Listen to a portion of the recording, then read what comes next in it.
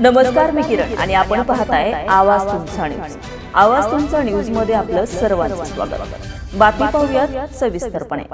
जालना जिल्ह्यात मत्स्य सहकारी संस्थेत मोठा भ्रष्टाचार झाल्याने जिल्हाधिकारी कार्यालयासमोर बेमुदत उपोषण. आज दिनांक 7 ऑक्टोबर 2024 वार सोमवार रोजी दुपारी 2 वाजता जालना जिल्ह्यात जिल्हाधिकारी कार्यालयासमोर जिल्ह्यातील व परतूर भागातील मत्स्य व्यवसाय करणाऱ्यांनी व शासन मत्स्य सहकारी संस्थेचे सदस्य रत्नाकर मेंढरे यांनी शेकडो मत्स्य व्यवसाय करणाऱ्यांना सोबत घेऊन जिल्हाधिकारी कार्यालयासमोर विविध उपोषण सुरू केले आहे. यावेळी त्यांनी मागणी केली आहे की जिल्ह्यातील एकूण 86 मत्स्य संस्था आहेत. या संस्थेमध्ये मोठ्या प्रमाणात भ्रष्टाचार होत असून कोट्यावधी रुपयांचा अपहार काही गुंड प्रवृत्तीचे लोक काही अधिकारी करत असल्यामुळे त्यांच्यावर कठोर कार्यवाही करण्यासाठी त्यांनी हे बेमुदत उपोषण सुरू केले आहे. या संदर्भात त्यांनी वेळोवेळी संबंधित विभागाला कार्यवाही करण्याची मागणी केली, मात्र काहीही उपाय न झाल्यामुळे त्यांनी लोकशाही मार्गाने हे बेमुदत उपोषण सुरू केले आहे. यामध्ये काही मत्स्य संस्थेच्या सभासदांनी खोटे पत्र देऊन कोट्यावधी रुपयांचा अपहार केला असल्याचा आरोपही यावेळी केला आहे. तसेच शासनाने जे तलाव ठेके संस्थेला दिले आहेत ते तलाव काही खाजगी व्यक्तींना विक्री केला जात आहे. त्यामुळे या सर्व प्रश्नांना वाचा फोडण्यासाठी हे बेमुदत उपोषण करत असल्याची माहिती यावेळी त्यांनी दिली आहे. बेमुदत उपोषणाला बसलेत, काय प्रमुख मागणी आहे तुमचे? काय भ्रष्टाचार झाला, काय भ्रष्टाचारात असा आहे साहेब की जिल्ह्यातील मत्स्य सहकारी संस्था एकूण 86 मत्स्य संस्था आहे. या संस्थेचा 2 विभागाशी कामकाज चालतं. सहाय्यक आयुक्त मत्स्य व्यवसाय जालना जे जिल्हाधिकारी कार्यालयामध्ये 3ऱ्या मजल्यावर आहे. दुसरं कार्यालय सहाय्यक दुग्ध निबंधक सहकारी संस्था कार्यालय जालना हे 3ऱ्या मजल्यावर दुग्ध कार्यालय. या 2 कार्यालयात या संबंधित संस्थेचा कारभार आणि पत्रव्यवहार चालतो.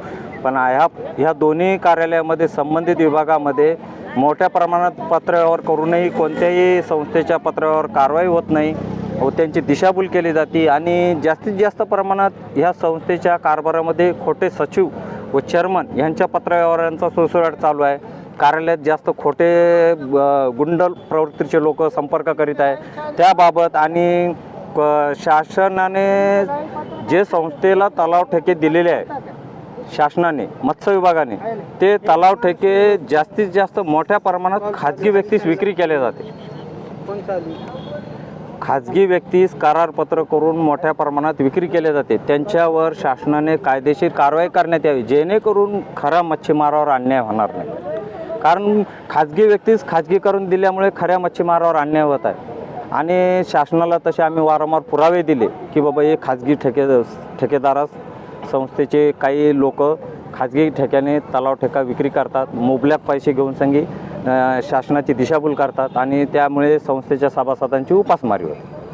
त्यामुळे ह्या उपोषणाचा हा दिशा आहे. आणि खाजगी ठेकेदारास ठेका करारपत्राचं उल्लंघन झाल्यामुळे त्याचे करारपत्र आणि ती संस्था काळ्या यादीत टाकण्याची कारवाई त्यांनी शासनाच्या नियमानुसार करण्यात येईल. ही एवढीच मागणी आमची उपोषणकर्त्याच्या वतीने. फसवणूक कशी केलेली आहे तुमची? फसवणूक अशी की शासनाने जे करारपत्र करून दिलेले आहे त्या करारपत्राचं खाजगी व्यक्तीस करारपत्र करून देणे हे संस्थेला बंधनकारक आहे. तशी अटी व शर्ती आहे. त्या अटी व शर्तीचा भंग होत असल्यामुळे शासनाने ती कायदेशीर कारवाई करावी म्हणून फसवणूक केल्या जात आहे. आणि शासन त्याच्यावर कारवाई करत नाही आणि संबंधित विभाग त्याची दखल घेत नाही. काय नाव आपले? रत्नाकर मुकुंदराव मेंढरे. मी आज रोजी मत्स्य सहकारी शासन निर्णय समिती महाराष्ट्र राज्य सदस्य आहे व मी जिल्ह्यातील मत्स्य संस्थेचे वारंवार समस्या सोडविण्याकरता कार्यालयाशी संपर्क करीत असतो आणि त्यांचा पाठपुरावा करीत असतो. हा माझा एवढाच उद्देश आहे. बस. ताज्या घडामोडी आणि ताज्या बातम्यांसाठी आजच आवाज तुमचा न्यूज चॅनलला लाईक करा, सबस्क्राईब करा आणि बेल आयकॉन प्रेस करा. पाहत रहा आवाज तुमचा न्यूज, नेहमी तुमच्या सोबत.